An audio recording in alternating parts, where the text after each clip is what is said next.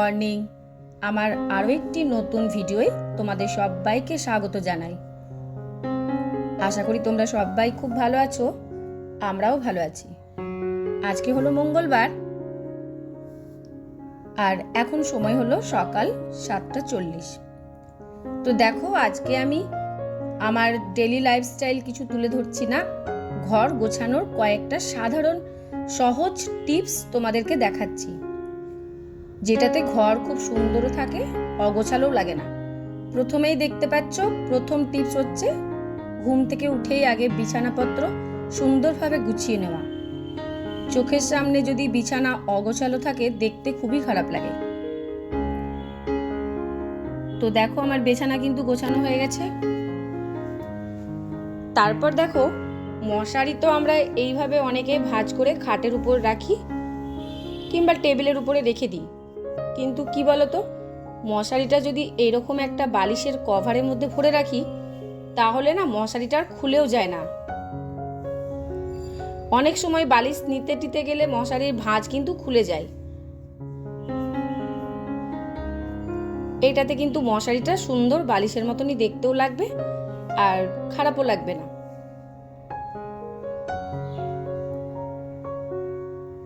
মশারিটা রাখি কিন্তু আমি ওই ঘরে, এটা এখন তোমাদেরকে দেখানোর জন্য আমি এখানেই রাখলাম।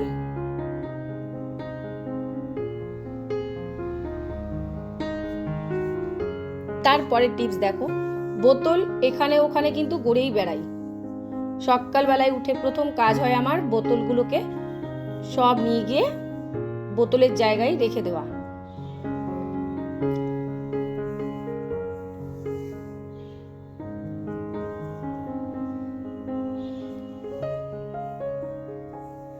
যেগুলো ছড়ানো ছিটানো থাকে চোখের সামনে, সেগুলোকে যদি আগেই গুছিয়ে নেওয়া যায়, ঘরটা কিন্তু দেখতে অনেকটাই পরিষ্কার পরিচ্ছন্নই লাগে। আর সুইচ বোর্ড দেখো, এই দেখতেই পেলে চার্জার ঝুলে, আমার এখানেও আগে চার্জার রাখা থাকতো। এইগুলো দেখতে কিন্তু খুব বাজে লাগে। তো কি করেছি বলো তো, এটা আমি বেশ কিছুদিন থেকে করছি, দেখতেও ভালো লাগে। চার্জারটাকে নিয়ে যখন আমার সারা রাত্রে মোবাইল চার্জ হয়ে যায়, তারপর তো আর প্রয়োজন নেই, তো আমি এই চার্জারটাকে হালকা করে দুটো লুজ গার্ডার দেখে চার্জারগুলোকে বেঁধে একটা বক্সের মধ্যে ভরে রাখবো।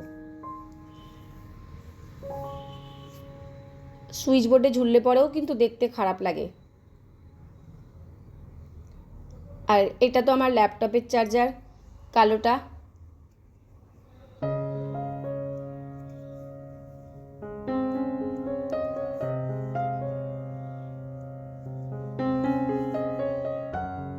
এই বক্সে ভরার জন্য কোনো কিন্তু বক্স কেনার প্রয়োজন নেই, বাড়িতে যা থাকে, তোমার আইসক্রিমের বক্স হোক, বাচ্চাদের চকলেটের বাক্স হোক, যাই হোক। তো আমার তো এই ঝুড়িটা অনেক আগেই কিনে রাখা ছিল, তোমরা দেখেইছো। এই ঝুড়ির মধ্যেই কিন্তু আমি ভরে রেখে দিলাম।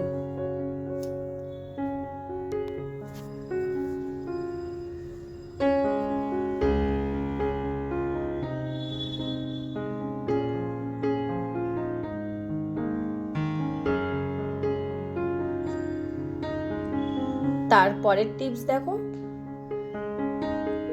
টেবিলটা আমার অগোছালোই পড়ে থাকে।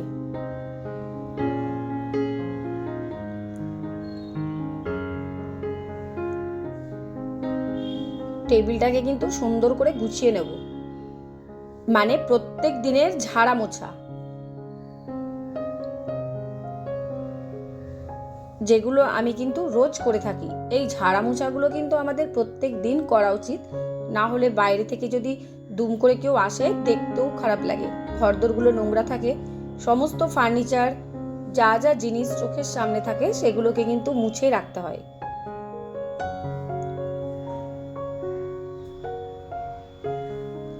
আবার এমনও হয় যেগুলো আমরা হয়তো চোখে আমাদের পড়ছে না, সেই জিনিসগুলোও আমাদের ভেতর থেকে আলমারির কোণা বলো, দরজার ফাঁকগুলো বলো, এইগুলোও কিন্তু আমাদের ঝুলগুলো টেনে বার করতে হয়।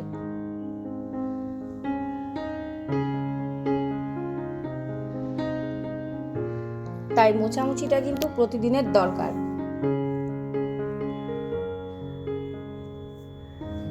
টেবিলটা ঝেড়ে ফেললাম।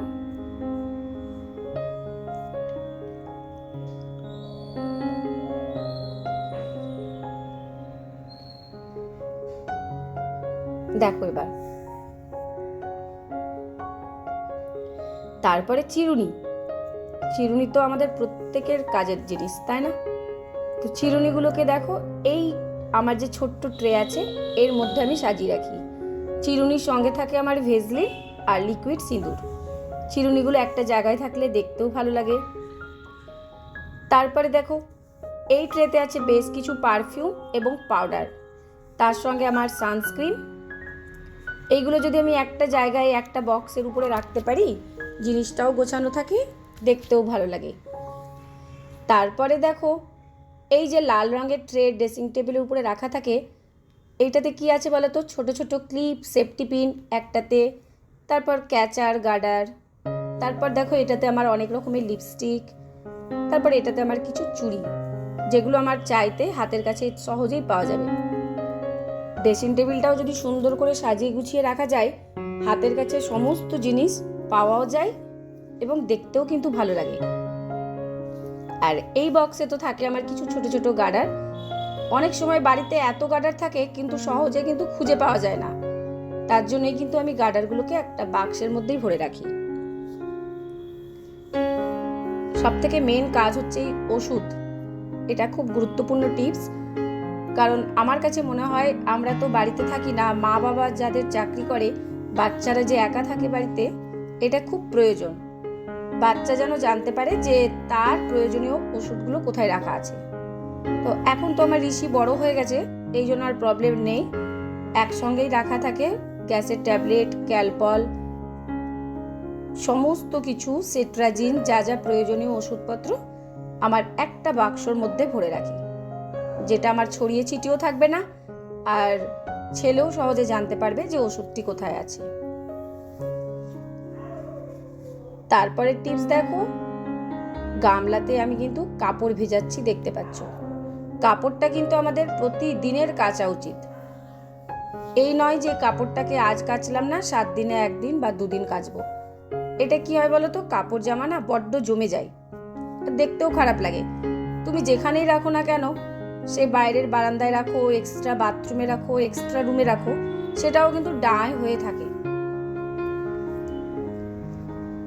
আর কাপড় জামা তো এটা ডেলিকার কাচা, হালকা সাবান জলে ভিজিয়ে দিলেই কিন্তু পরিষ্কারও হয়ে যায়, আবার আলনাতে গোছানোও হয়ে যায়।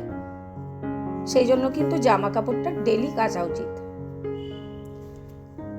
আর তার সাথে এই যে মোছামুছি করি, এই ডাস্টারগুলোও কিন্তু আমাদের প্রতিটা দিন কিন্তু কাচা উচিত সাবান জলে।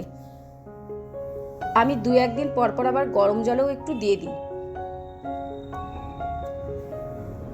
কারণ কত রকমেরই তো ধুলো ঝাড়ি আমরা, সেই জন্য কিন্তু গরম জলেও এই সাদা কাপড়গুলোকে দিয়ে দিই। আমার ছেলের কাজ দেখো, গ্লাসটাকে নিয়ে ওখানে রেখে দিয়েছে।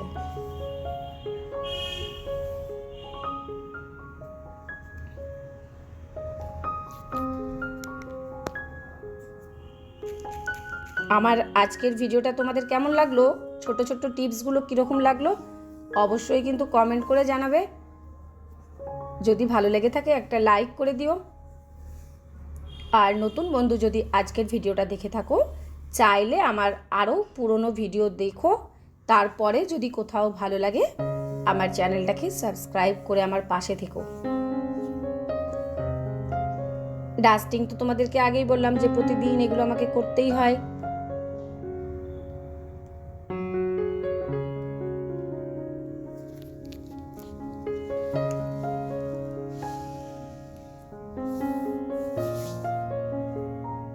এইগুলো প্রতিদিনেরই একটা সহজ অভ্যেস, 1-2 দিন করলেই অভ্যেস হয়ে যাবে। আর তারপরে তো যেহেতু আমার স্কুল থাকে, সকালবেলায় আমাকে এই টাইমের মধ্যে ভাবো তো রান্না বান্না করে ঘরদোর এইভাবেই ঝাড়ামোছা করে গুছিয়ে গাছিয়ে স্কুল যেতে হয়। সবকিছুই মানুষ অভ্যেসের দাস। যত ফার্নিচার থাকে, যা থাকে, সমস্তটা মুছতে হয়। আর এই যে আর্টিফিশিয়াল ফুলগুলো, এগুলোও কিন্তু প্রতিদিন আমাদের ছাড়া উচিত, কারণ এগুলোতেও কিন্তু ধুলো পড়ে যায়, ওপরটা দেখতে খারাপ লাগে।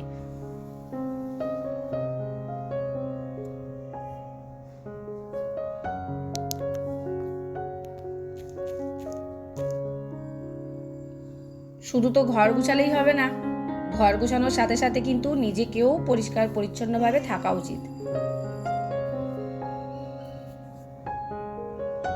তাই নিজেকেও একটু ঠিকঠাকভাবে চুল টুল বেঁধে ঘরে যেরকম থাকা উচিত সেইভাবে কিন্তু থাকাটা দরকার।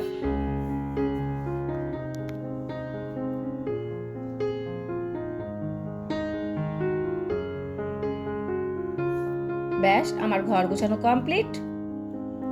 তাহলে আজকের মতন আমার ভিডিওটা এখানেই শেষ করলাম। আবারও দেখা হবে তোমাদের সঙ্গে। তোমরা খুব ভালো থেকো। টাটা।